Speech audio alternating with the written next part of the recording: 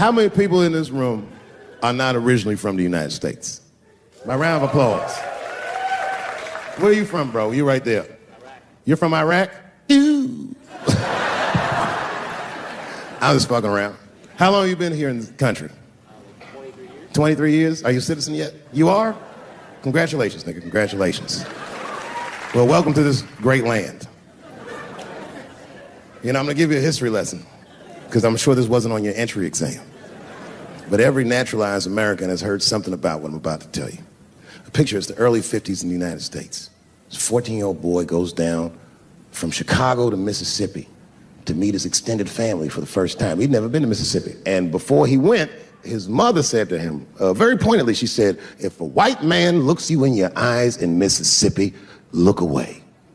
And I don't know what you know about black people from Chicago, but they're not a scared people.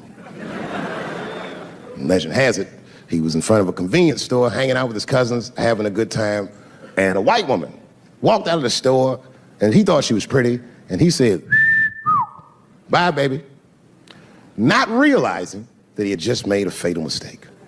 4 days later, a group of adult white men burst into this family's home and snatched a 14-year-old boy out of bed in front of his family that was powerless to stop them, and he was never seen alive again. His name was Emmett Till. They found his body maybe a few days later. It was in a creek, tied to a wheel so it would sink, horribly beaten and bloated. Hideous. And lucky for everybody in America, his mother was a fucking gangster. She was.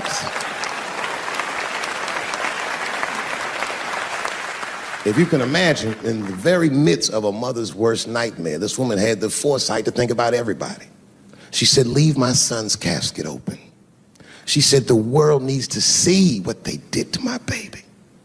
And every publication here in the United States, from Jet Magazine all the way to the New York Times, had this boy's horribly bloated body on its cover. And if our civil rights movement was a car, this boy's dead body was premium gas. This was a very definitive moment in American history where every thinking and feeling person was like, ugh, we gotta do better than this.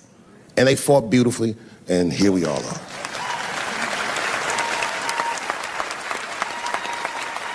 And the reason that I bring that up tonight and why it's relevant now is because less than a year ago, the woman that he allegedly whistled at admitted on her deathbed that she lied in her court testimony. And you can imagine when we read that shit, we was like, ooh, you lying ass bitch.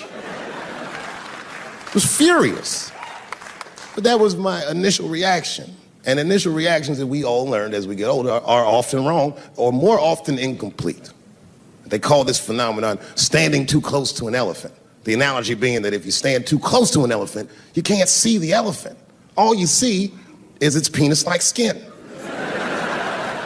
You gotta step back and give it a better look. And on stepping back and thinking about it for a few moments, I realized that it must have been very difficult for this woman to tell a truth that heinous about herself at any point in her life, even the very end. And I was grateful that she had the courage to tell it before she left this world, because it's an important truth and we needed to know. And I said to myself, well, thank you for telling the truth, you lying ass bitch.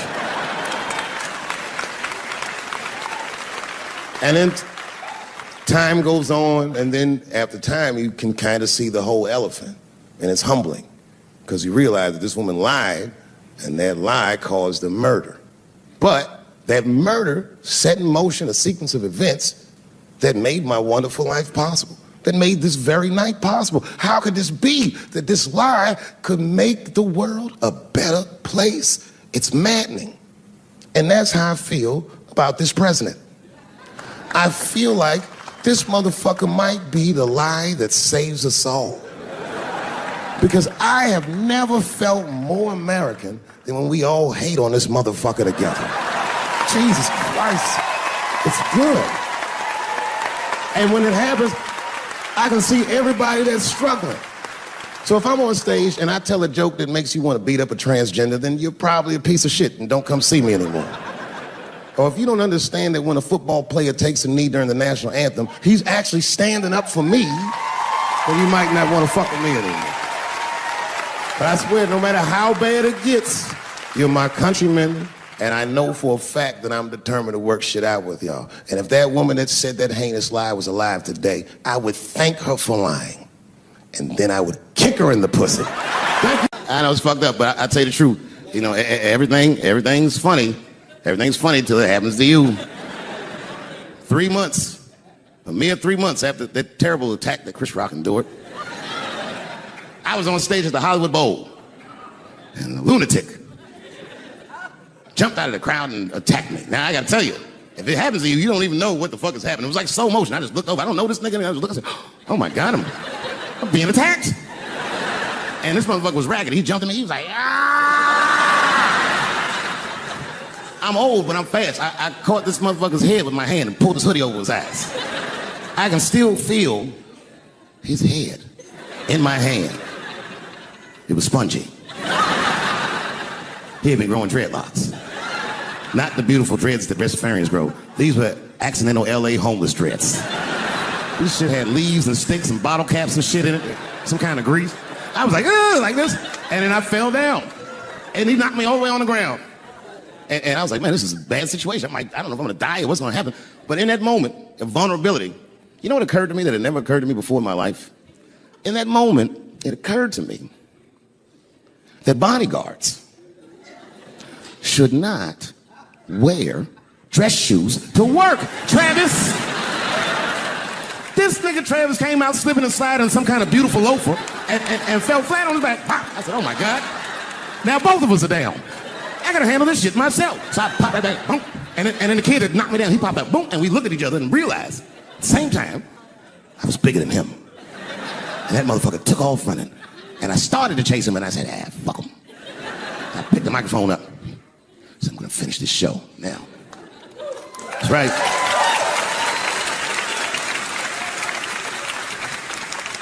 For 3 months before that, I'd been making fun of Chris Rock. And people would ask me all the time. They'd say, Dave, what would you do if you were Chris Rock and Will Smith slapped you in the face? And to this day, the answer is the same. Well, I don't know what I would have done. I've never been in a situation that extreme. But I do know now what Will Smith would not have done. And that is enjoy the rest of his evening. Man, listen. We gave that kid a good while. We was whooping his ass. Not we, I mean, I was on stage trying to think of a joke to tell, but they was beating this nigga up right behind me. Everybody could see it. Everybody could see it. And I'm sitting up there trying to think of what to say. And I'm tongue-tied. Me, of all people, can't think of anything to say. Look at my karma. Just that moment. Of all the people in the world, Chris Rock walks from backstage, walks up to me in front of 20,000 people, grabs the mic out of my hands and looks at the crowd and goes, was that Will Smith? Man, motherfuckers fell out of their chairs laughing. I was standing there looking stupid. I was fucking furious, because I'm thinking in my mind, nigga, this is my attack. You got attacked 3 months ago. Now you have jokes. So I snatched the mic back from Chris and tried to get one off, but my shit did not go good at all.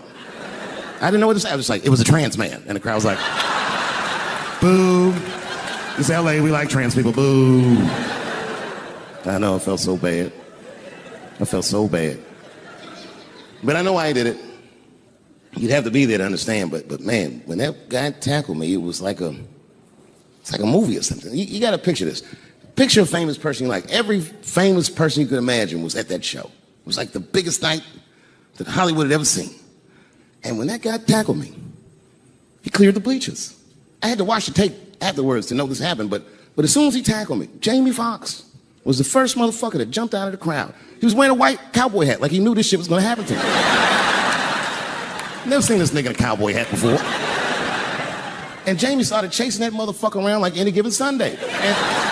And that kid was fast as shit, was juking and shaking, and he broke Jamie's ankles, and he just kept running. And then Jon Stewart from The Daily Show ran from backstage and jumped at this motherfucker like Super Jew. He was like, ah! And the kid seen John coming, so he jumped back, and John went flying that way. And this kid was fast, and then he turned around. He sees the emergency exit. He starts running for the emergency exit. Just before he got to the door, motherfucking Puff Daddy from Bad Boy Records jumped in front of the door. That nigga was like, Boy, Puffy got that motherfucker. And then every celebrity just ran out because every celebrity saw themselves in me and they just started beating the fuck out of that kid. And I know Chris was backstage looking like, nobody helped me. Everybody hates Chris.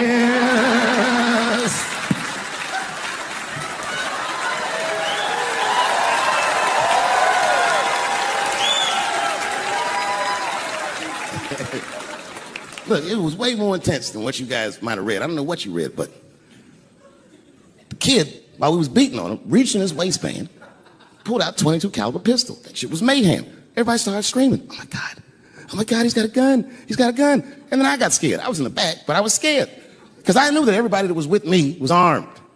Yes, if they had shot and killed this kid on stage at the Hollywood Bowl, like I pay you to do, Travis,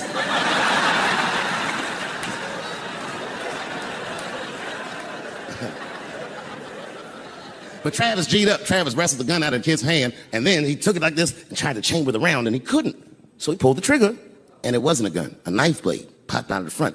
I guess this kid was gonna stab me. Some scary shit. So the next night, even though I didn't have a show, I said, I gotta get right back on stage. And I went and did a show. And someone in the audience screamed out, Dave, what happened with the attack? And I didn't know there was journalists in the room. All I said was that this nigga had a knife that identified as a gun. I got 6 more weeks of bad press for that joke. I didn't even do nothing to this thing. That was not right. That was not right. And then the New York Post went to the jail and interviewed my attacker like he was some kind of hero. And I read that interview. It turns out the entire attack was my fault. Yes, I triggered him. I didn't mean to. I had done jokes about the homeless. It turns out this young man was homeless. And I mean, there's no way I could have known this. But I will say, for a homeless guy, this nigga had incredible seats.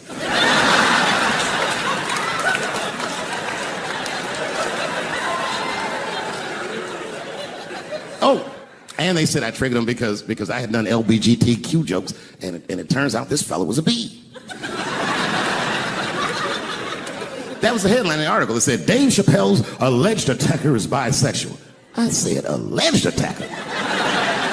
This motherfucker definitely attacked me. I'll show you the tape. He's allegedly bisexual. I'm gonna need to see him suck somebody's dick before I believe the rest of this article. I read that shit in the paper. I was horrified. I said, oh, bisexual? I could have been.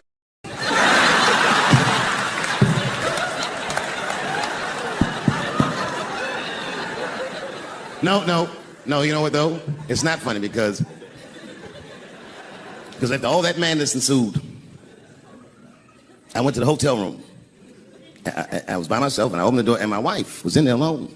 She was sobbing, like sobbing. I said, oh my God, what's wrong with you, bitch? Did you get attacked too?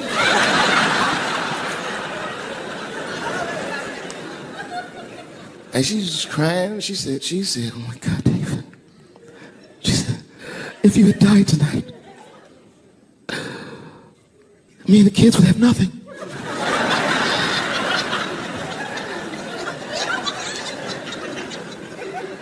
Then I knew it was serious. So I sat down on the bed next to her. And I reached in my pocket, I pulled some keys out that she'd never seen before. She said, oh, what are those keys? And I gently placed them in her hands. I said, sweetheart, those are the keys to my safe deposit box. God forbid anything ever happen to me. But if it does, don't even worry about it. You and the kids have everything you need in that box. I've already taken care of it. And she was looking at them keys. And I could see her mind realize what we were actually talking about. And then she just started crying harder. And to be honest with you, that made me cry a little bit too. And we hugged each other real tight.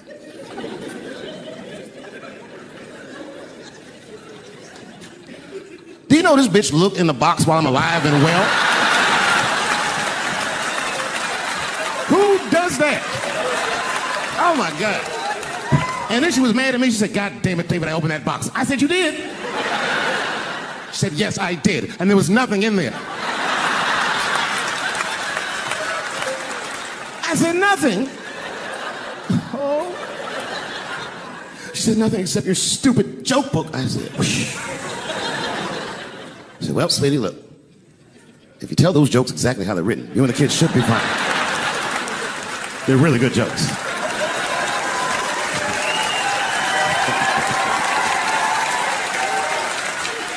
She's like, good jokes? What is this shit? Come join me in my watery grave. No, you gotta roll your throat. Join me in my watery grave. You know what I said? That's all I said. First of all, I'll tell you right now what I said. And I will tell you that this was not a joke. It's a true story. And I just happened to tell it. All right, what happened was I went to a gallery party, all right? I don't know who in here has ever been rich before, but these are very nice parties. You know, wine and cheese and ball of conversation. And there was a few eccentric types, one of which was a very wealthy man that happened to be wearing a dress. I don't know what you call him, man. This was a tranny or drag queen, perhaps. Whatever it was definitely a man. And this man was definitely on drugs. I don't know what kind of drugs he's on, but I knew he had too much. He didn't look good. It's like this. He's like, he looked sick. And all his friends were standing around him, concerned, trying to revive him. I don't know what they looked like, some kind of gay CPR, just fanning and shit.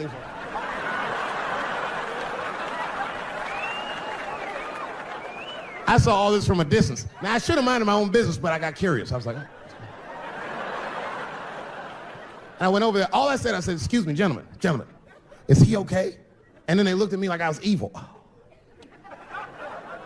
She is fine. I said, word? Oh. I'm sorry, I didn't know this is what we were doing.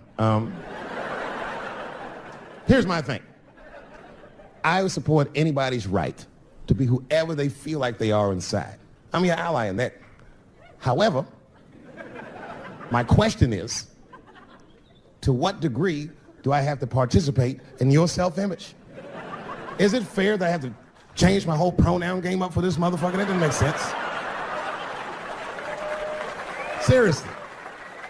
If I put on an Argyle sweater and I'm like, hey everybody, I feel like a white guy in this sweater and I want some goddamn respect in a bank loan. That's not gonna work. Give a fuck how I feel. Why should I give a fuck how you feel? Nigger is a pronoun. But there was no time for philosophical debate. This was an emergency situation. I said, fine. Sorry, guys. I was just worried because she looks terrible.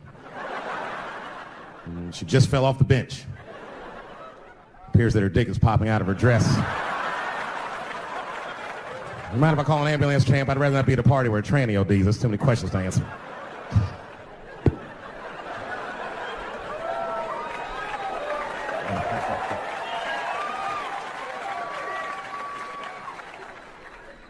Okay, I've been through this before. I had a friend from high school. Now, in high school, this guy was a thug, right? He was a fucking dope boy. He did it all. He's a wild dude. People used to be very scared of him. And then after high school, word on the street was he'd come out the closet.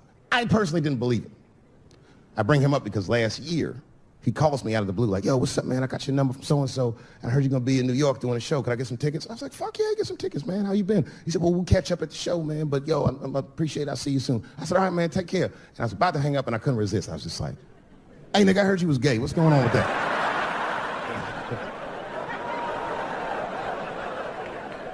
And I wish I didn't ask, because he sounded like he was dying to talk about that shit. And he had a long story about it. And it's not that I didn't care, but I was, I don't like talking on the phone. I was watching TV at the same time. So I just wasn't really paying attention like I should. But I was trying to sound supportive. I didn't really know what to say. So I just like mumbling shit throughout this conversation. I was just like, nigga, you gay, man. You just gay. Like,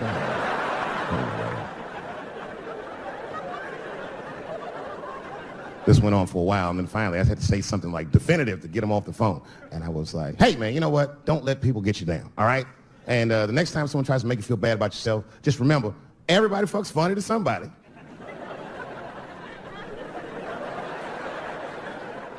He didn't like that shit. He's like, what the fuck does that mean? I said, huh? He said, you saying I fuck funny, motherfucker? I said, no, that's not what I'm saying. I'm saying everybody's different. He said, you ain't say different, nigga. You say it funny. What's so fucking funny about the way I fuck? And I said, hey, man, I fuck feet. He said, what? Oh, this is not a joke, ladies and gentlemen. I get women to squeeze their feet together like this, and I fuck them right in that little space in their feet. But you can't build a community behind that shit. There's no flag for us. That shit made him laugh. And the next day, after the show, I saw him backstage. He was like, yo, what's up, man? I'm like, oh, shit, what's going on? And he had his buddy with him. He goes, Dave, I want you to meet Manuel. Manuel's my fiance. We're in New York getting married because it's legal here. I said, well, congratulations, fellas. And Manuel was like, gracias. And he went to go get some drinks. And then my buddy looked at me, he was like, so Dave, what do you think? And I started mumbling again.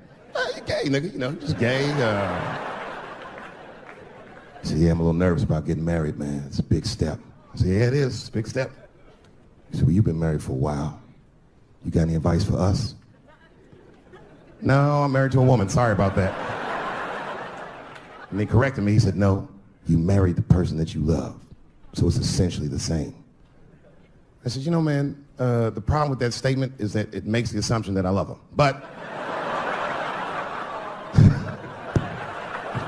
you guys lighten the fuck up. Of course I love my wife. She laughs at this shit. As a matter of fact, she eats and spends this shit. You know what I told him? I told him, I said, you know what you should do, man? First of all, you shouldn't do it. I'm talking about being legally married. It's not that you're gay as much as just legal marriage is a fucking diabolical leverage game in the United States. I'm just being honest. Devoid of religious significance or the idea of love, marriage is nothing but an awful contract that you shouldn't sign. I'm just being real. Because you start out loving each other, and then like 2 years later, you're just building a case against one another for a hypothetical court date that may or may not ever happen. You throw being gay on top of that, that shit is explosive. Like I said, Ray Rice shit. Okay, right after Ray Rice went through all that shit, I was at a party and I met this kid, Michael Samms. You know Michael Samms? Very nice guy. He's the first openly gay NFL player. And Mike's a very nice guy, very brave guy. But when I met him, I couldn't help but thinking, now what's gonna happen when Michael Samms beats his wife up in the elevator? Is that domestic violence or is that just two niggas working shit out in the elevator? You know what I mean?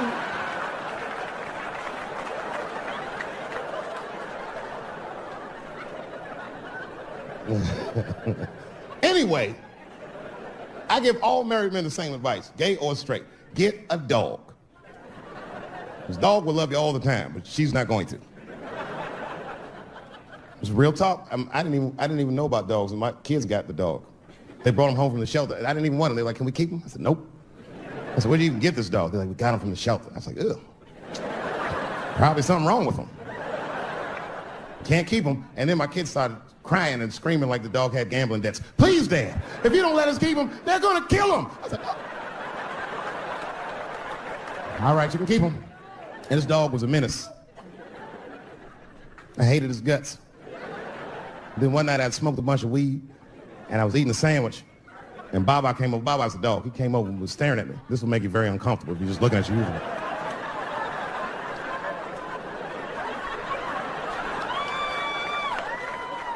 I had to give him a piece of my sandwich so he'd go away. And that's how we became friends.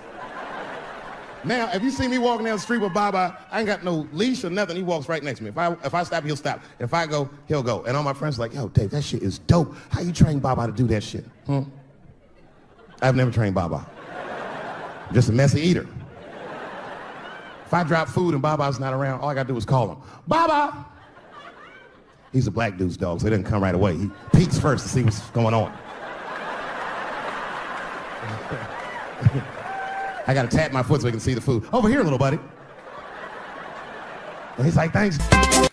During the civil rights movement, It's been fucking wonderful. I don't know what to say, man. I don't even want this night to end.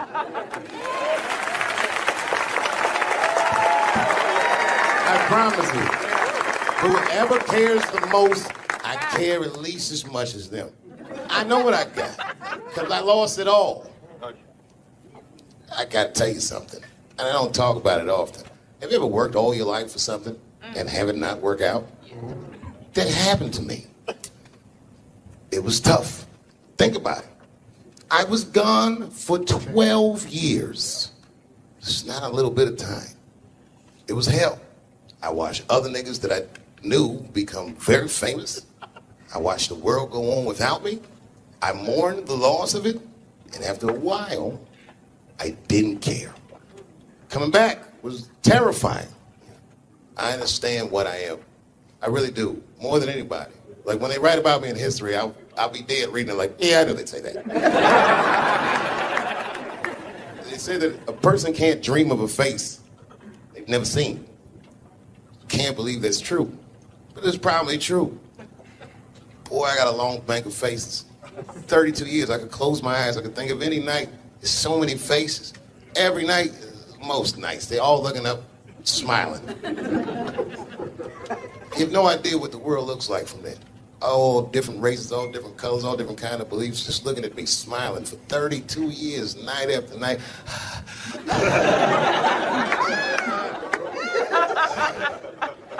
No comedian take that for granted. I swear to God, this might be the noblest of professions. Robin Williams had a bar that I loved. He said comedy is the only job you can have where you can use everything you know. And that's true. You can use more than you know. You can use what you think. Use it. Don't be afraid. Don't let these bitch-ass niggas button your lip. Say it anyway. I first became aware of Dave Chappelle right around before the first Study Professor, because I was supposed to play that role that he played. And then I kind of saw him, and I was like, hey, that guy, right, that kid would be funny playing that role. I try to be people, but next it's time for Reggie to karate-size your ass. Woo! Dave is so much smarter than everyone. Like, Dave is one of the most, maybe the most intellectual comedian ever. It took us 400 years to figure out as a people that white people's weakness the whole time was kneeling during their national anthem. That's a brittle spirit. That's right, nigga. On the rock, it's regular. What are you doing, nigga? Stand up! He stretched the art form and his impact on the culture. He is the voice of his generation, without question. Nobody's even close to him. But I gotta make, because none of this would have been possible on any level without this person. Is my mother. Mom. My mother. Mom. You have no idea what I put this woman through. If you had just given birth to me, that would have been more than enough. But the fact that she raised me and raised me well, we had a real oral tradition in our house. I knew the word griot when I was a little boy. A griot was a person in Africa who was charged with keeping the stories of the village.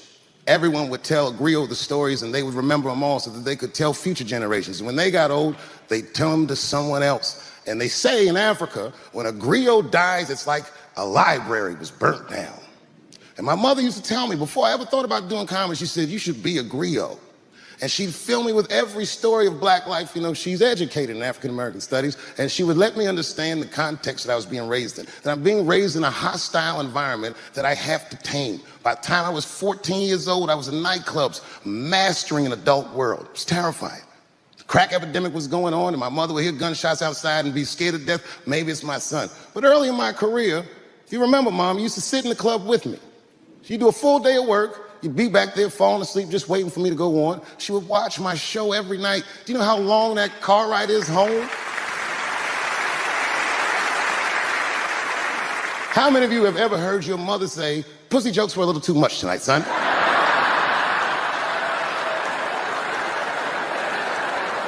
I was a soft kid. I was sensitive, I cry easy, and I would be scared to fist fight. And my mother used to tell me this thing, I don't even know if you remember, but you said this to me more than once. You said, son, sometimes you have to be a lion so you can be the lamb you really are. I talk this shit like a lion. I'm not afraid of any of you when it comes word to word. I will gab with the best of them, just so I can chill and be me. And that's why I love my art form, because I understand every practitioner of it. Whether I agree with them or not, I know where they're coming from. They want to be heard. They got something to say. There's something they notice. They just want to be understood. Love this genre. It saved my life. Okay, again, of all those letters, the T has the toughest road ahead. In fact, I think the T should stand for tough road ahead. They've got the longest mental gap to bridge. That's all I'm saying. Because, you know, whenever I see one of them T's on the street, I don't mind them, but I'll be like, man, I miss Bruce. I'm sorry, guys. I'm 42. I remember Bruce Jenner. Before the Kardashians, before all that, this motherfucker was a white American superhero. It was amazing. He was beating Africans at track and field. We'd never seen anything like it. He was on my cereal box growing up. You know how much of that cereal I ate? Nigga, I didn't know he was gonna do that. I knew before you guys knew. I heard things on the street in Hollywood. You know, you just be out, see people. Hey, what's up, Kanye? Why the long face? Nigga, you'll see. I got 2 mother-in-laws now. There was a big dance coming up in the middle school. I was 12 years old. I said, Dad, can I go to the dance? He said, of course you can go to the dance. I want you to get out and meet some more kids. I said, great. It costs $3 to get in. And my dad said, ooh, sorry, son, I don't have it. I was like, what the fuck? You don't have $3? Well, then how are we alive, Dad? Dad said, if you want to go to the dance bad enough, I'll tell you what, there's some money in the change jar, get the money from there. I was 12 years old. That's what I did. I showed up to the dance early. There's a long line of kids waiting behind me while I'm at the door trying to count out 300 pennies to get inside. I will never forget this shit as long as I fucking live. Oh, man, you know, if you've been poor, you know what that feels like. You ashamed all the time. Feels like it's your fault. And all them kids was laughing, ha, ha, ha. Look how poor Dave Chappelle is. Like, when I think back at it, that's really the only time in my life that I ever thought to myself, I should kill everybody at school.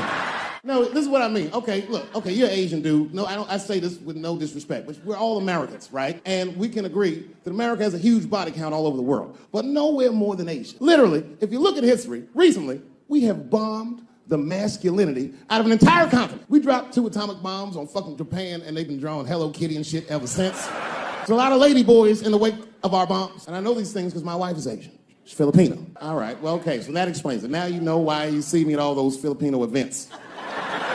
I'm not there picking up pussy, I'm dropping some off.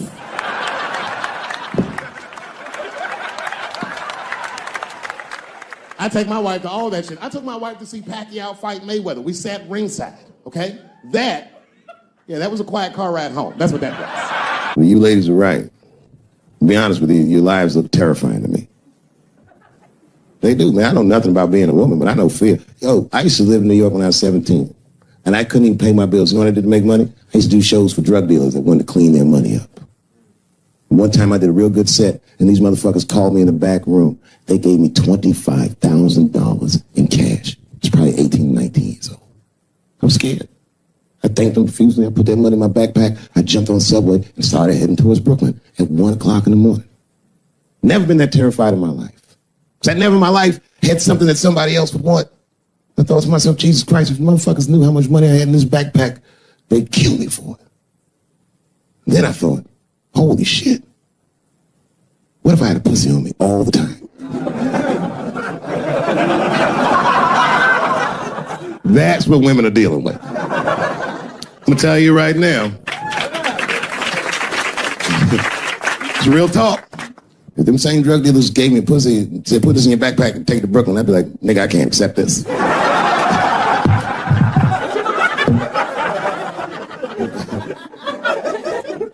I empathize, man, you know. Everybody gets mad because I say these jokes. But you understand that this is the best time to say them. More now than ever. And I know there's some comedians in the back. Motherfucker, you have a responsibility to speak recklessly.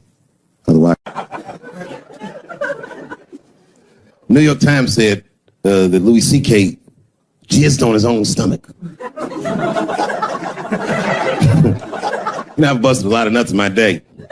None of them were newsworthy. Shit was really gross, because they didn't just say it like I said it. They didn't just say jizz on the stomach. They said it in that fucking Pulitzer Prize winning style that the New York Times has. It was very descriptive, like, you know what I mean?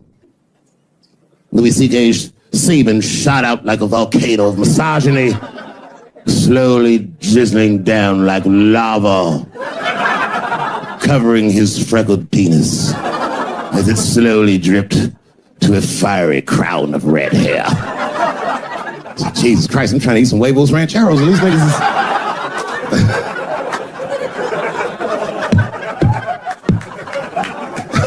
And you know, the tough part, being a comedian, knowing the motherfuckers, everybody comes up to me like, did you know? Did you know what Louis was doing? No, bitch, I did not know. The fuck you think we talk about at the comedy club? Hey, nigga, how was the weekend? Great, man. I was just jerking off in faces and coming on my own stomach, having a good time. You know how this business is. No, I didn't know. They act like we sit around like Grease. Tell me more, tell me more. Then she put up a fight. Dun, dun, dun, dun, dun, dun, dun, dun, dun, dun. Sorry, I don't know the choreography, but you get the point. You get the point. She was intense. But Louis was like the turning point. I mean, you know, all these allegations are terrible. Louis was the only... I shouldn't say this, but fuck it. His allegation was the only one that made me, like, laugh. Well, if you think about it, it's all all his friends is reading it, and he's jerking off, and he's surprising people. He's surprising me. I just picture all the comics in comedy just reading it like, what? It's terrible. I know it's terrible. I'm sorry, ladies. You're right. You are right. But at the same time, I mean, you know what I mean? I don't know. Jesus Christ, they took everything from Louis. I was like, I don't know, it might be disproportionate. I can't tell. I can't tell. This is like where it's hard to be a man. One lady said, Louis C.K. masturbating in front of me ruined my comedy dreams. Word? Well, then I dare say, madam, you may have never had a dream. Come on, man, that's a brittle spirit. That is a brittle-ass spirit, nigga. That shit is too much. It's a grown-ass woman. You know what this shit is like? It's like COINTELPRO. You know what that is? It's a program that the FBI had on the J. Edgar Hoover. In this program, one of the many things they did was they would track the sexual habits of anyone they considered an enemy of the state. It was a lip button. That's why they got all these fucking sex tapes with Martin Luther King fucking bitches. But lucky for us, he actually had a dream. You think if Louis C.K. jerked off in front of Dr. King, he'd be like, I can't continue this movement? I'm sorry, but the freedom of black people must be stopped. I didn't know this nigga was gonna pull his dick out and jerk off like this. I just thought we were gonna get a couple of drinks and chill. Show business is just harder than that. The women sound like, I hate to say it, y'all, they sound weak. I know it sounds fucked up, I'm not supposed to say that, but one of these ladies was like, Louis C.K. was masturbating while I was on the phone with him. Bitch, you don't know how to hang up a phone? How the fuck are you going to survive in show business if this is an actual obstacle to your dreams? I know Louis is wrong, ma'am. I'm just saying I'm held to a higher standard of accountability than these women are. Don't forget who I am. Don't forget what I am. I'm a black dude. If you do anything wrong in your life, and I find out about it, I'm going to try to take everything away from you. And I don't care when I find out. Could be today, tomorrow, 15, 20 years from now. If I find out, you're fucking finished. Who's that? That's you. That's what the audience sounds like to me. That's why I don't be coming out doing comedy all the time, because y'all niggas is the worst motherfuckers I've ever tried to entertain in my fucking life.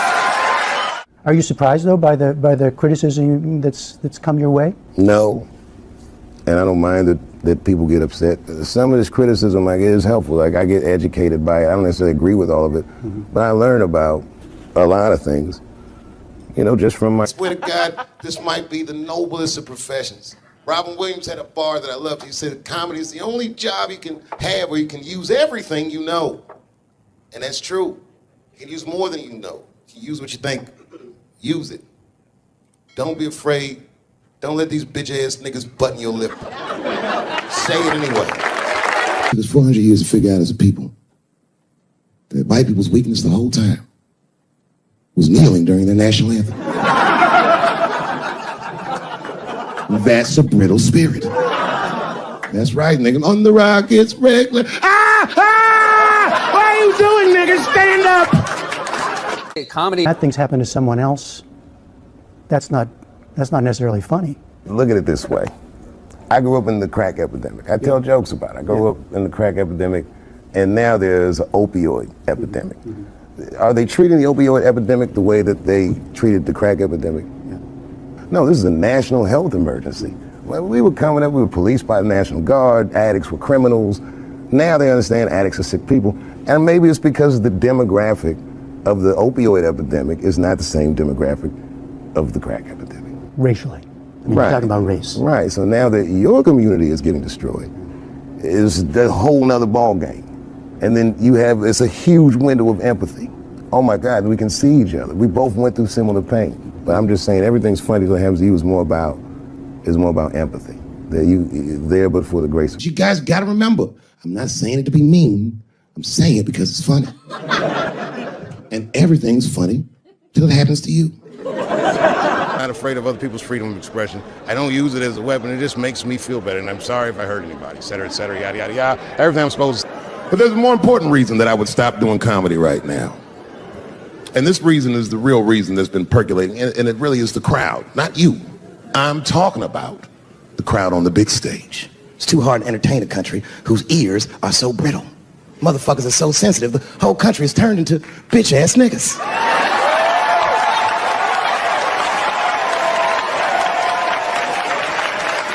Everything you say upsets somebody. You know, I can remember when it all started. It was when I was doing Chappelle Show. When I was doing Chappelle Show, I used to do the show, and then on the weekends I do like concerts and shit like that. So I'm doing a concert, and there was a couple in the front row, beautiful couple. The wife was obviously Asian. You could see it in her face.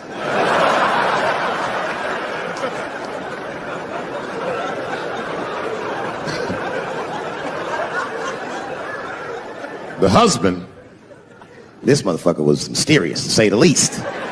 Couldn't quite pinpoint where he was from. Caramel-colored fella, very nice hair, but he could have been from anywhere. Bangladesh, Mexico. I can't guess with a nigga like this.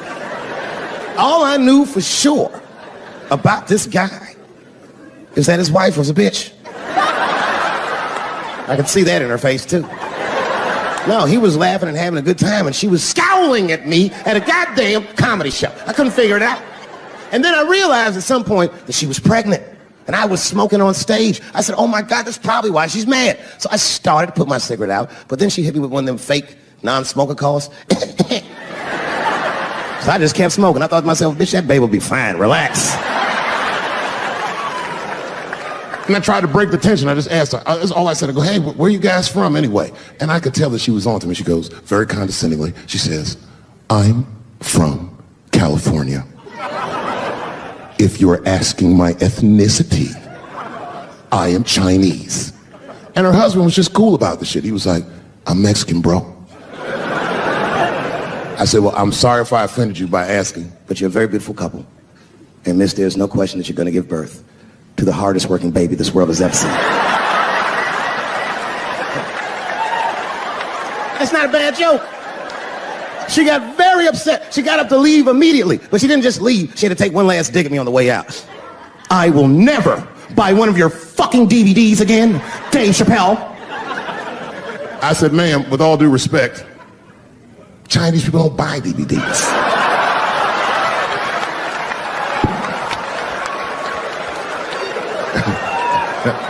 And the crowd went crazy. We were all laughing, having a good time. I didn't even think anything of it. And then just 3 days later, this lady sends a fucking letter to my promoter telling him not to book me for shows anymore because I was, quote, racist, and I'm quoting her, insensitive to the nature of my interracial marriage. I was like, word, bitch, I was.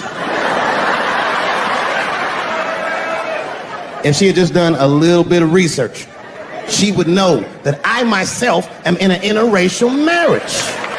That's right. In fact, my wife is Asian too. Surprise, bitch, I'll see you on Thanksgiving.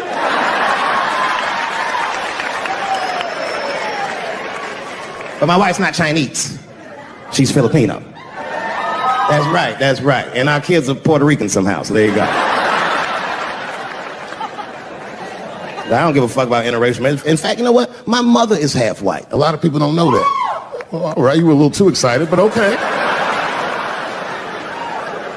A lot of people don't believe me when I say that, but it's true. You can't tell looking at me, but if I grew my hair out, you would think you was at a fucking Cat Williams concert. My shit is beautiful. But motherfuckers are just taking it too far. I don't know why or how everybody got this goddamn sensitive. You know who hates me the most? The transgender community. Man, I gotta tell you, when I was sitting here watching what all the other honorees have done with their lives, I started feeling like shit. Like, this is terrible.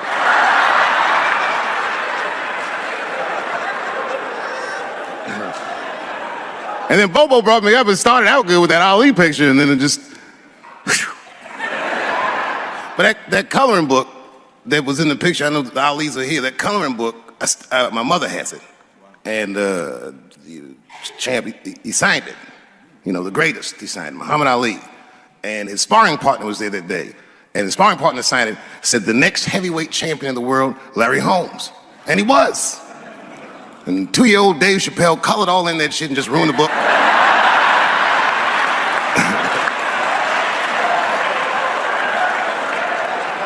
But I remember part of the book that I remember real vividly because I asked my mother about it when I was a kid. There's a part where there's a picture of Ali throwing his Olympic gold medal into the Ohio River. That's why it's so weird for me being here. You know, both my parents were very brilliant. My dad went to Brown in 1955. That's right. He told me at the time he was one of 3 black students. He said one of the guys got accused of a rape that he probably didn't commit, and the other guy killed himself. And Dad said, and I left.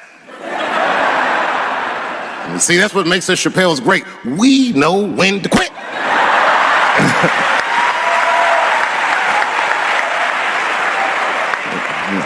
We all just live to fight another day.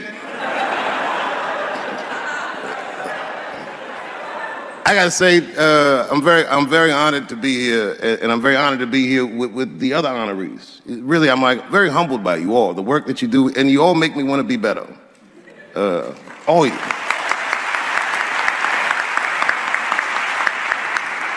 And, you know, I was going to stop doing stand-up for a while because 4 comedy specials in a year is like, that's a lot, you know.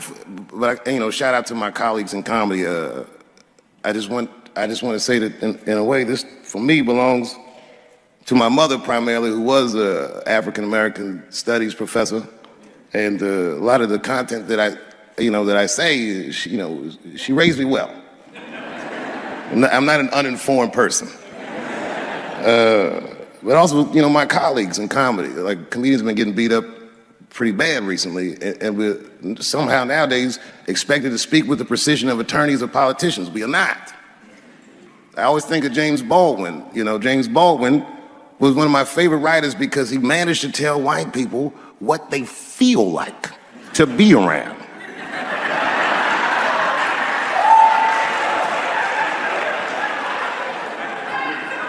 So I ain't gonna hang up my gloves yet. I think I got one more special in me. So to quote Baldwin, God gave Noah the rainbow sign. It's no more water, it's the fire next time. Thank you very much. Boy, this comes as a complete surprise.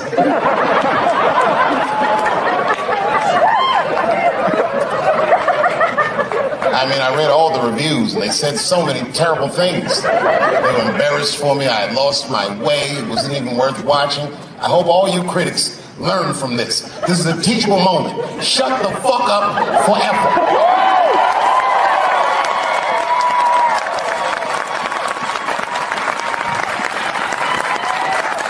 Two in a night. These aren't them. These are the ones I won for the other ones, motherfucker. I would like to thank my editor who was nominated. Unfortunately, he did not win, but I couldn't have been more honored to work with Jeff Urin.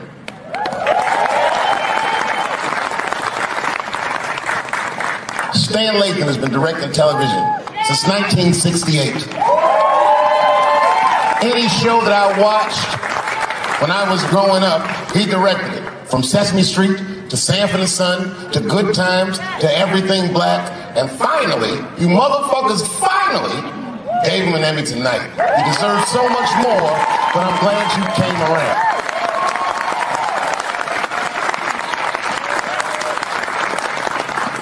I'd like to shout out all the other nominees tonight. Tiffany Haddish and Patton Oswalt and Hannah Gatsby and Brother Mulaney. You guys are an inspiration to me, and I'm honored to be nominated with you. I'm sorry that you didn't win tonight, but who gives a fuck anyway?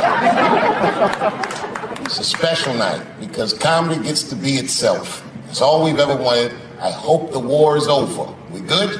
And as always, I'd love to thank my wife, Elaine.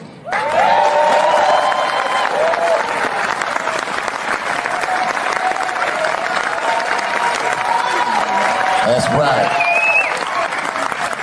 Elaine has been with me for the last 25 years and had to endure the pains of living with the greatest comedian ever. See you on Monday. Thank you very much.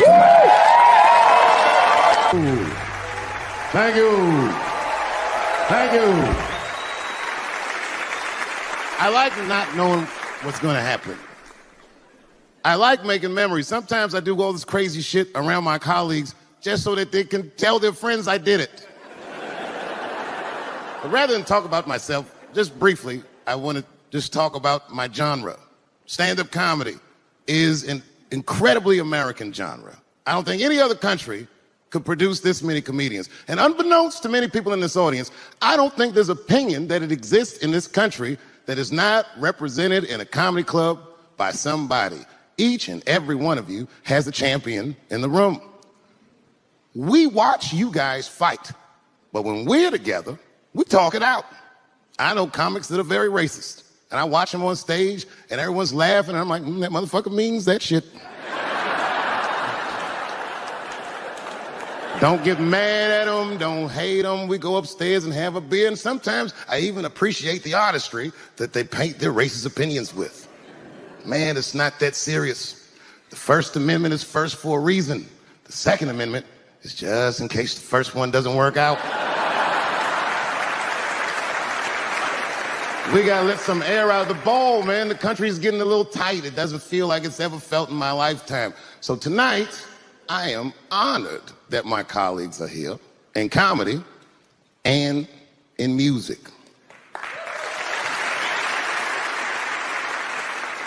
And I want everyone in America right now to look at me. Look at me smoking indoors. I didn't ask anybody, I just did it. What are they gonna do? Kick me out before I get the prize? No, nigga, this is called leverage. The thing that I liked best about tonight was that I saw so many people from different parts of my life, like friends that I grew up with here in DC, friends of mine from Ohio then and now, friends of mine from comedy clubs, all the fucking musicians that blew my mind. You guys have no idea how you inspired me. I want to give a special shout out to my OG, Tony Woods. Miles Davis has a quote. It's one of my favorite. Miles Davis said so much cool shit, but one of the things he said I always loved, he said, it took me years to learn how to play like myself. You know, he would watch other musicians and he would try to play like Dizzy or Bird, all the guys who were great. Tony Woods was my Dizzy and Bird. If I was a Miles, I was trying to play like you. You were the first person I ever saw do it absolutely right. You were fearless and you told the truth. There's something so true about this genre, when done correctly, that I will fight anybody that gets a true practitioner of this art form's way, because I know you're wrong. This is the truth, and you are obstructing it. I'm not talking about the content, I'm talking about the art form. Do you understand? Do we have an agreement? And what I really wanted to say tonight, and I'm glad I get the platform to do it, I'm gay. I am gay, and I can't wait to see what this does for my career, being gay like this. So many special shout outs. One of the main architects of the comeback of the century, my brother and my mentor, the mighty Stan Lathan. I never dreamed that I would be able to work with someone as great as you. These last 5 specials, straight fire. I wouldn't want to do another special with anybody else but you. So eat your motherfucking vegetables and live as long as you can, because we doing a few more of these bitches. Neil Brennan, your speech made me cry, because it reminded me of all those hard days of work and all that money I never got for it. The other real special shout out I gotta make, because none of this would have been possible on any level without this person, is my mother. Mom. My mother. Mom. You have no idea what I put this woman through. If you had just given birth to me, that would have been more than enough. But the fact that she raised me and raised me well, we had a real oral tradition in our house. I knew the word griot when I was a little boy. A griot was a person in Africa who was charged with keeping the stories of the village. Everyone would tell a griot the stories, and they would remember them all so that they could tell future generations. And when they got old, they'd tell them to someone else. And they say in Africa, when a griot dies, it's like a library was burnt down. And my mother used to tell me, before I ever thought about doing comedy, she said, you should be a griot. And she'd fill me with every story of black life. You know, she's educated in African-American studies, and she would let me understand the context that I was being raised in. That I'm being raised in a hostile environment that I have to tame. By the time I was 14 years old, I was in nightclubs, mastering an adult world. It was terrifying. The crack epidemic was going on and my mother would hear gunshots outside and be scared to death, maybe it's my son. But early in my career, if you remember, Mom, you used to sit in the club with me. She'd do a full day of work. You'd be back there falling asleep just waiting for me to go on. She would watch my show every night. Do you know how long that car ride is home? How many of you have ever heard your mother say, pussy jokes were a little too much tonight, son?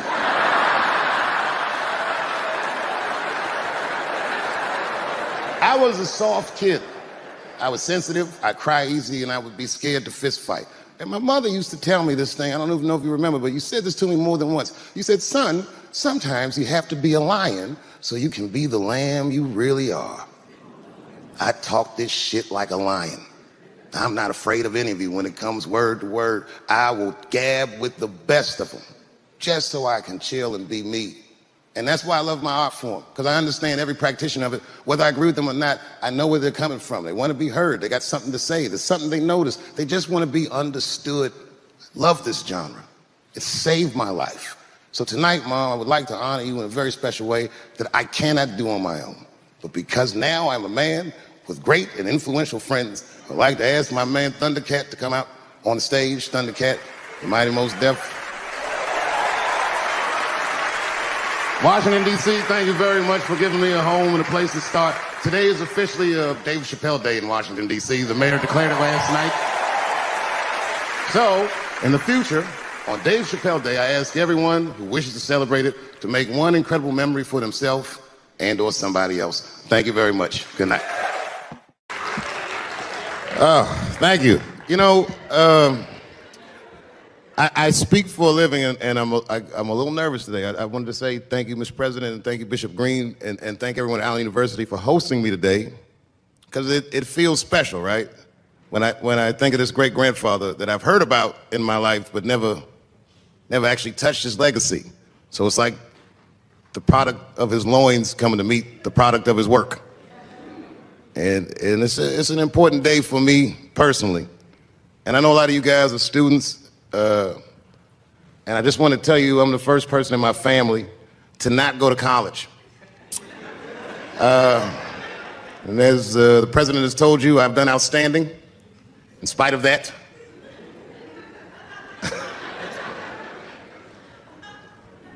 But one thing I did want to say, and one thing today just made me think about, for all the things that I've done, I'm most renowned for what I didn't do. I've made decisions in my career that a lot of people have called insane. 2004, had a $50 million deal on the table, and in a crisis of conscience, flipped the table over and walked away. Went to South Africa. Everyone said I was running away from the money. That is not true. In fact, I still want that money.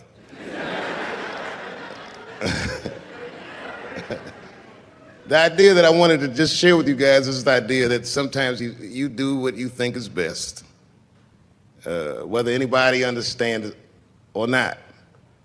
I heard a story about my father where someone told me he used to do statistics for a company in D.C. The company he did statistics for started doing business with the South African government, so he quit his job. It's caused a lot of problems between him and his wife. It's hard for a man when he can't provide for his family the way he wants to, and he suffered through it. And a generation later, when I had my crisis of conscience, I was able to go to a free South Africa and get away from the heat. This idea that what you do in your lifetime informs the generations that comes after you is something I keep thinking about, something that is so much bigger than just ourselves. And today I'm standing in front of you guys, and I know you guys are like, oh, I know you're bored. But I see family of mine in the front row some who I've never met, and I just realize how all of us are connected. That my great-grandfather built something more substantial than buildings. He built a community. And he built, more importantly than a community, he built a way. You know, so I'm very grateful. Very grateful. Hello, police. I just saw him saying that, you know what I mean? He's standing over like, so this is what black people talk about.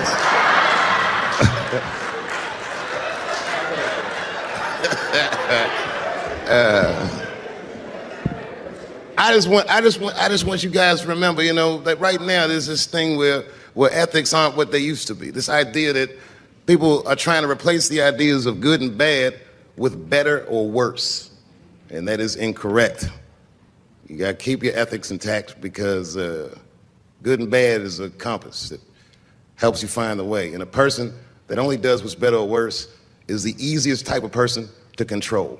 They are a mouse in a maze that just finds the cheese. But the one who knows about good and bad will realize that he's in a maze. So, that being said, I just hope that all of you guys transcend whatever you see as your obstacles and that you live outstanding lives and that you stay connected to your communities because you have so much power there, and that you grow your communities and you diversify your communities, and that you don't let anybody tell you you can't or to be afraid. It's okay to be afraid because you can't be brave or courageous without fear. The idea of being courageous is that even though you're scared, you just do the right thing anyway. So in 2004, I walked away from $50 million, and in November, I made a deal for $60 million. So,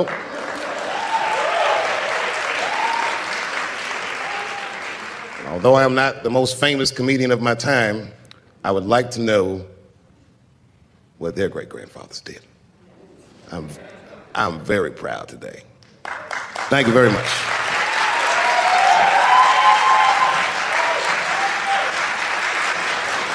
Story.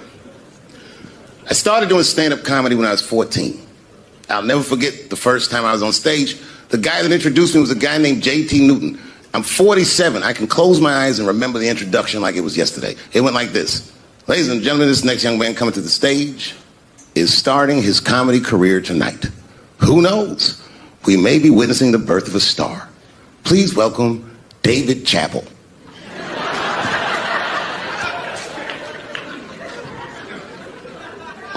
From the first time that I ever held a microphone, I was sure this was it.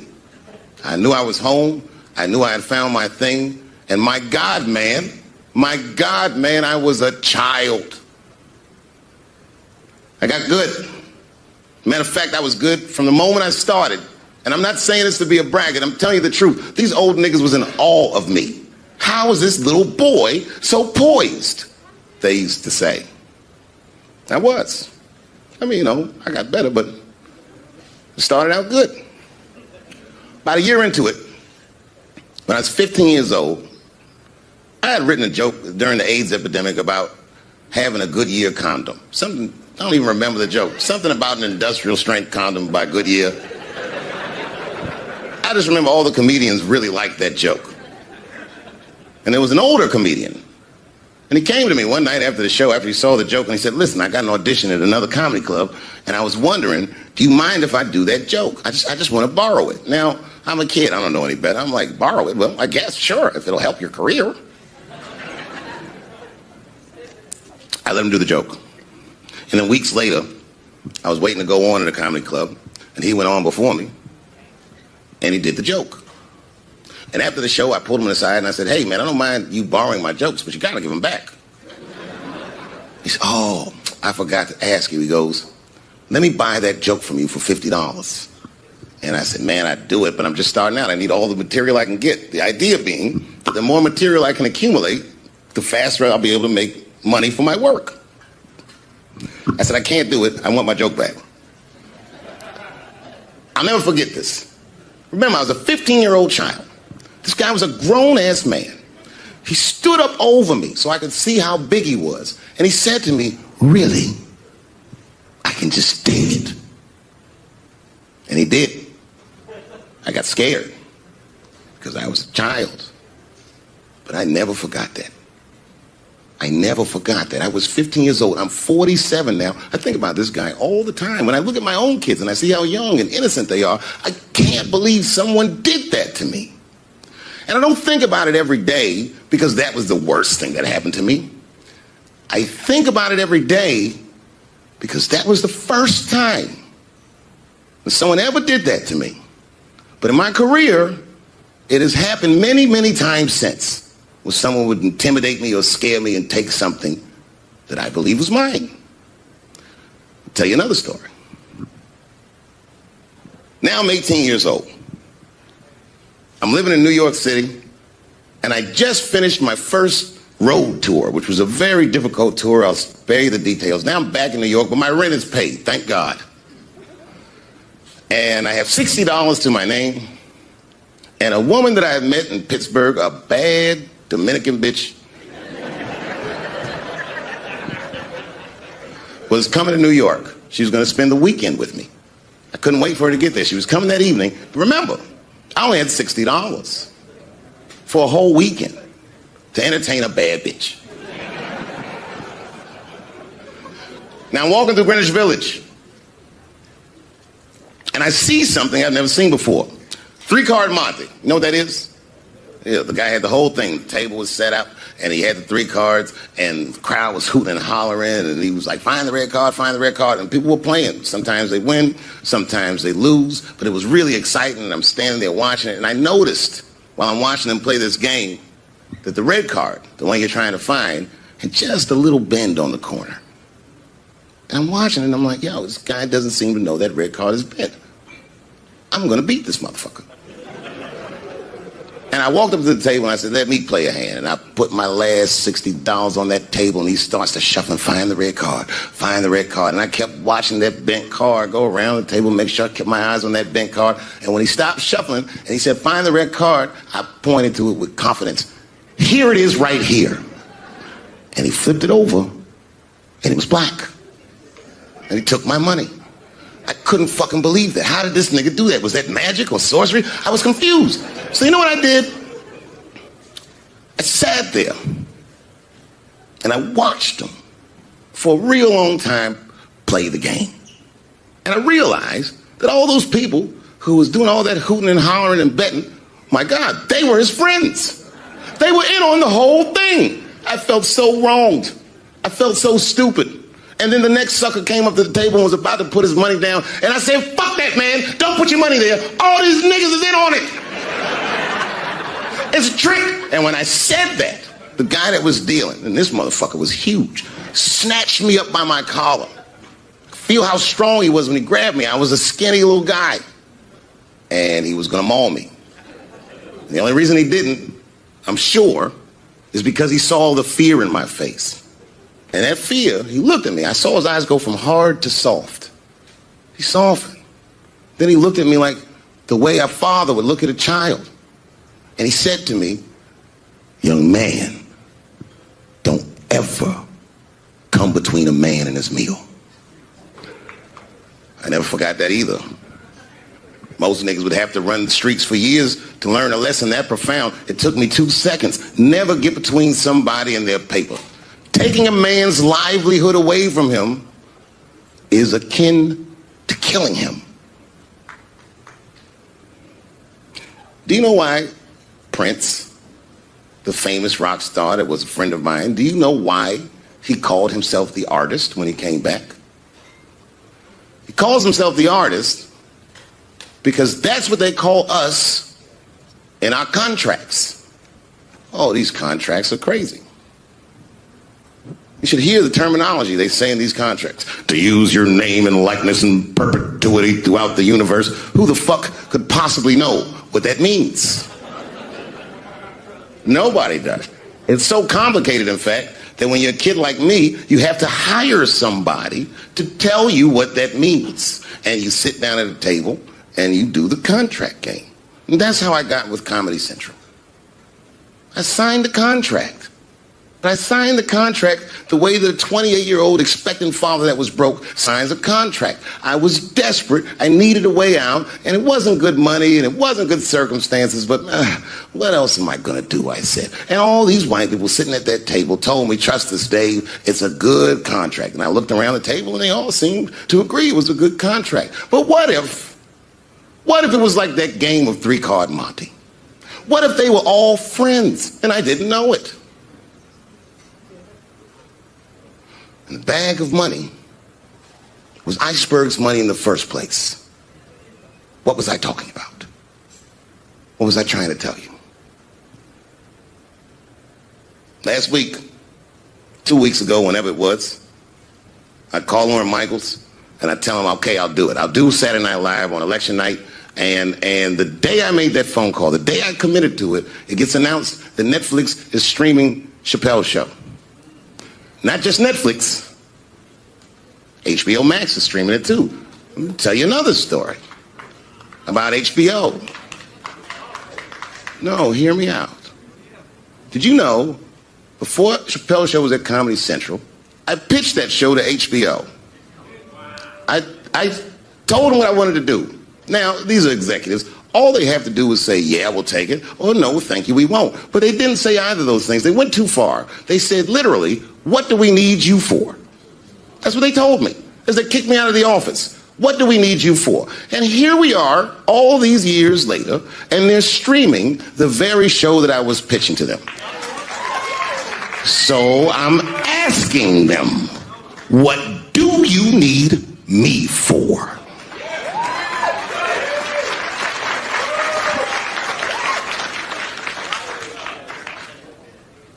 People think I made a lot of money for Chappelle's show.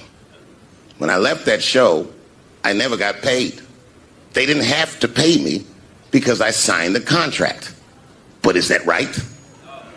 I found out that these people were streaming my work, and they never had to ask me, or they never had to tell me. Perfectly legal because I signed the contract. But is that right? I didn't think so either. That's why I like working for Netflix. I like working for Netflix because when all those bad things happened to me, that company didn't even exist. And when I found out they were streaming Chappelle's show, I was furious. How could they not know? So you know what I did? I called them and I told them that this makes me feel bad. And do you want to know what they did? They agreed that they would take it off their platform just so I could feel better. That's why I fuck with Netflix. Because they paid me my money, they do what they say they're gonna do, and they went above and beyond what you could expect from a businessman. They did something just because they thought that I might think that they were wrong. And I do. I think if you are fucking streaming that show, you're fencing stolen goods. They stole that from me. They just took it. And I'm not up here trying to tell you guys that I believe that Comedy Central gave me a raw deal just because I'm black. I believe that they gave me a raw deal because this fucking industry is a monster. It's the same monster that these Me Too bitches was trying to tell you about. But they hate the monster for how it fucks. And I hate that monster for how it eats. But my God, man, it's the same monster. When I quit the show, all my friends would say, well, fuck them, Dave. Why don't you just do Chappelle's show at another network? Yeah. And why doesn't a slave run from one plantation to another plantation because the master over there might be nicer? My God, man, I was trapped. You know what? Tell you the truth. I've even thought about coming back and doing another Chappelle show. Well, but if I do, I can't call it Chappelle's show because my name and likeness is being used by them in perpetuity throughout the universe. It's in the contract.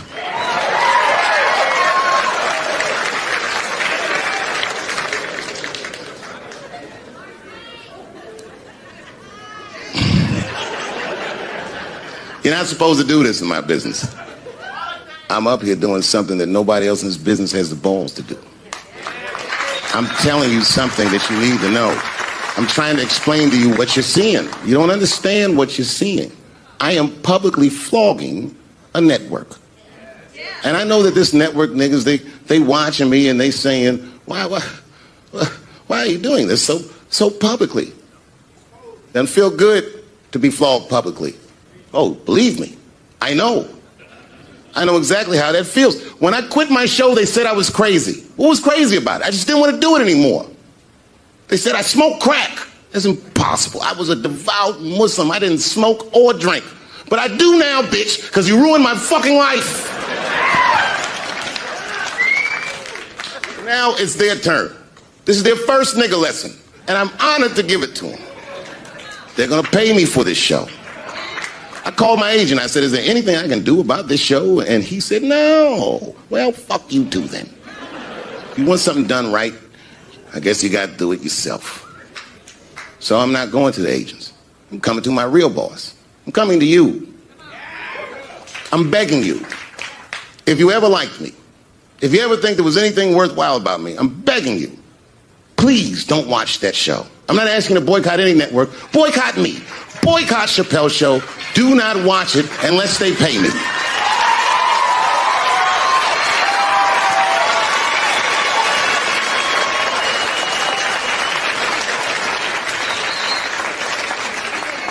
If you're a shareholder at Viacom, then I'm talking to you. Because all that shit that they do to us, well, they do everything for their shareholders. That's what they told me. So if you're a shareholder in that company, tell them it's wrong. And if you don't believe that it's wrong, then fuck you too. You should know what's in the hot dogs you eat. Now, there's probably a bunch of people at Comedy Central and Viacom and all these places that have no idea what I'm talking about. They've all either quit or been fired or got Me Too or something. Them niggas is gone.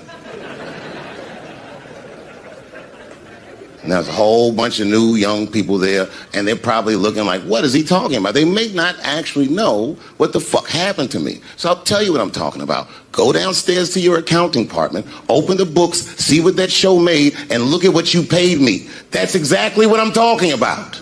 You're going to pay me. I am inviting you to come with me and work with me, and let's fight against that terrible, terrible feeling that you made me feel together. We can fight together and work this thing with Chappelle's show out. Or I can just take it. Okay. Before I did Killing Them Softly, when I was 22, HBO gave me the biggest opportunity of my life at that time. They gave me a half-hour special, but this shit was not like a special, you know what I mean? It was like, it was generic. It didn't even have a title. It was just Dave Chappelle. And I shot it in San Francisco at a place called Broadway Studios, which is on the second floor of a building. And beneath Broadway Studios is a nightclub. And the special was only supposed to be 30 minutes. And I got ready, I practiced, I did all the shit I was supposed to do.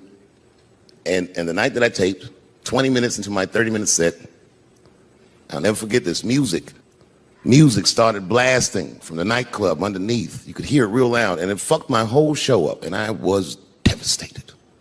I was a young man.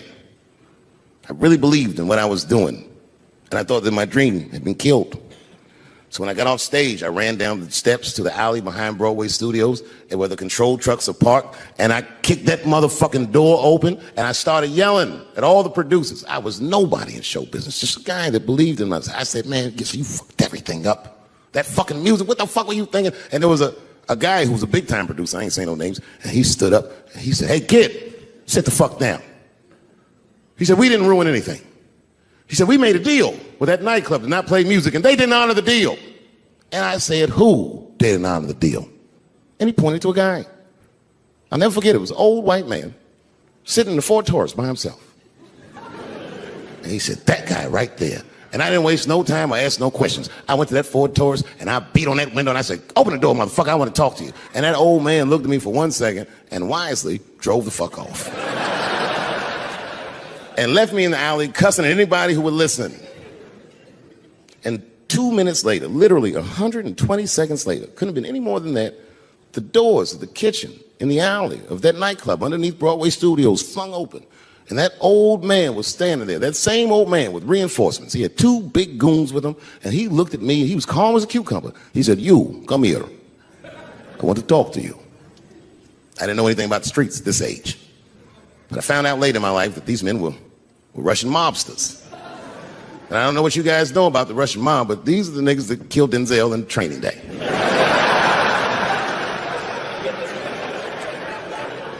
And all the producers knew what I was up against. They said, Dave, do not go in there. And I said, fuck y'all. And I walked right into that kitchen, and they closed the doors behind me, and it got dark as fuck in there. And I knew, I'm not dumb, I knew I was in a bad situation. But you have to understand, I believed in what I was doing, and I didn't give a fuck. I just kept cussing at these motherfuckers, telling them how they ruined my life. And that old man couldn't believe that I was talking all this shit. And as soon as I took a breath, he stopped me gently. He said, hey, kid, listen. Your friends lied to you. He said, we made a deal, but your friends never paid me. And when he said that, I realized I was locked in the kitchen. I realized he was telling the truth, which would make me wrong. And the very moment that I realized I was wrong for the first time, I was afraid. You see, it's a funny thing if you believe you're absolutely right. You can get drunk off the feeling of how right you are. That's why gay people are so mean.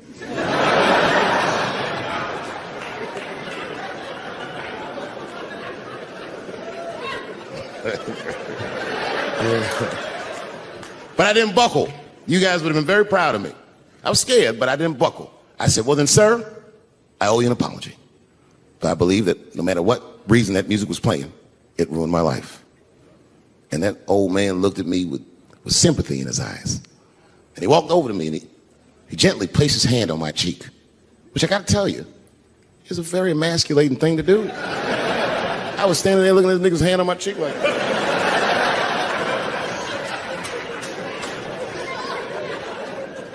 and he said, you are a real man. And he tapped me on my cheek. Real soft. Just like that. The doors opened back up. The light from the alley flooded into the kitchen. And I just walked out alive. I lived to fight another day. And in that moment, I learned one of the most valuable lessons of my life, and I have to share it with you. And that lesson is this. In your life, in any given moment, the strongest dream in that moment wins that moment. I am a very powerful dreamer. Yeah, I'm not lying. I dreamed tonight, this very night, as a 14-year-old boy, and I am living it as a 50-year-old man. My dreams are very strong. Today, I walked all around Washington. I used to be poor in this city, and all day people just said, hey, Dave, like they knew me personally, and I felt like I knew them. And I say to myself, my God, Dave, what a powerful dream. But then sometimes I feel regular. Just feel like myself. Maybe I'll smoke some weed and be at some nightclub and feel shy. But I'll look across the nightclub and I'll see some guy that no one's ever heard of. But this nigga worked all week and got bottle service. And his bitches bringing Moet with sparklers to him. I picture in my mind he's Persian. He's doing some kind of weird Persian dance. And he got 6 bitches at his table because he got so much liquor. And they all call him saying, go Cena, go Cena. And I'll be looking across the room like, oh my God, I'm in that guy's dream. I can hear him telling his friends, hey, how was the club last night? Man, that shit was fantastic. I had bottle service. I seen Dave Chappelle across the club looking at me like, ooh, who was that? And that's the trick to life. You have to be wise enough to know when you were living in your dream. And you have to be humble enough to accept when you're in someone else's. It's why I don't judge between Will Smith and Chris Rock. Because you guys look at them as big ideas, but I look at them as fellow dreamers. I can't judge between them because I see myself in both of them. I am Will Smith. I am the man that cannot take it anymore and will slap the shit out of the next person that says a crossword to me or somebody that I love. And I am Chris Rock. I am the man that can get slapped in front of the whole world and keep my composure so I don't fuck anything up. That is what men do. Men make boundaries. Men enforce boundaries. And men test boundaries. And no man tests more boundaries than a trans man.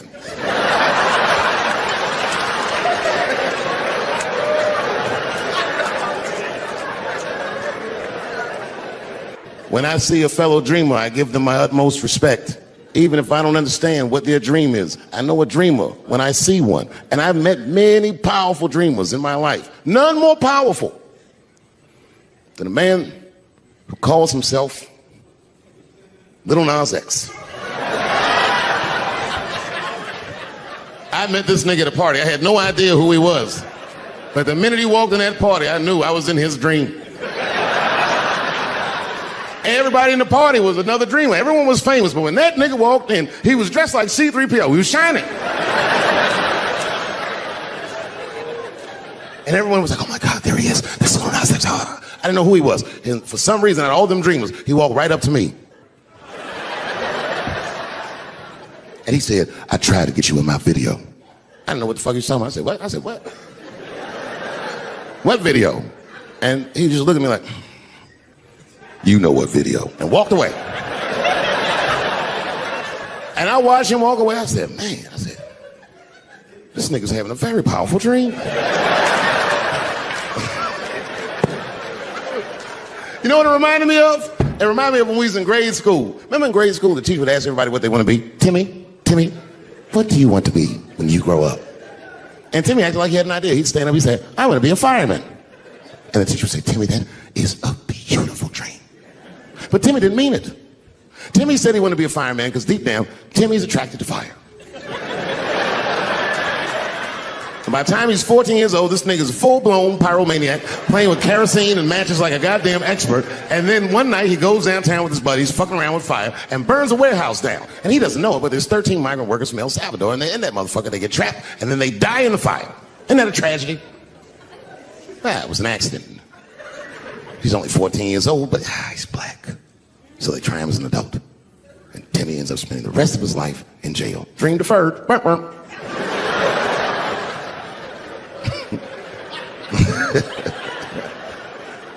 What about you, Billy? Billy, what do you want to be when you grow up? And Billy stands up and he says, I want to be president of the United States. And the teacher says, oh my God, Billy, that is a wonderful dream. And Billy means that shit. Billy does everything right. That motherfucker gets his grades up. He joins student government. He even does extracurricular activities like show choir just to make his resume look good. He's on track to be president, but junior year he wipes. When he's 16, he gets his girlfriend pregnant and has to drop out of high school to make ends meet. But lucky for him, the local Walmart's hiring. By the time he's 20 years old, this motherfucker makes assistant manager at Walmart. He's the youngest one in the district. He says, oh my God, if I can keep this up for 4 more years, I could be a manager. And if I can keep this up for 6 more years after that, I could even be a regional manager and have as many as 3 Walmarts under my control. And he's a big picture guy. He sees where this path is going, so he kills himself.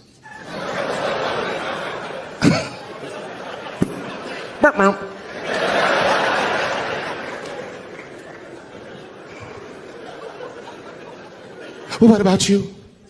What do you want to be when you grow up? I don't want to say, because I don't want the other kids to laugh at me. Who cares if they laugh? Your dream is yours. Own your dream so they can come true.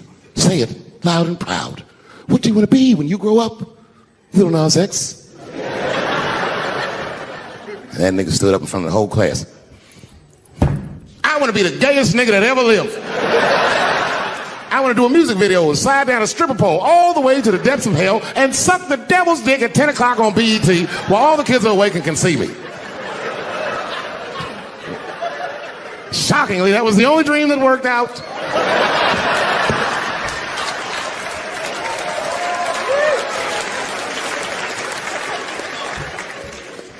That's why I'm here tonight in the city where I built the dreams that I live. Because I wanted to tell you all that they came true. And I wanted to thank you all for making the man that I am today. Yes, I am living a very powerful dream. Every time I come to this city and I stand in front of you, I realize that, my God, man, this is not my dream at all. It's yours. And I am honored to be in it. Thank you very much, Washington, D.C. I'll see you next time. Hello, xin chào tất cả mọi người, chào mọi người.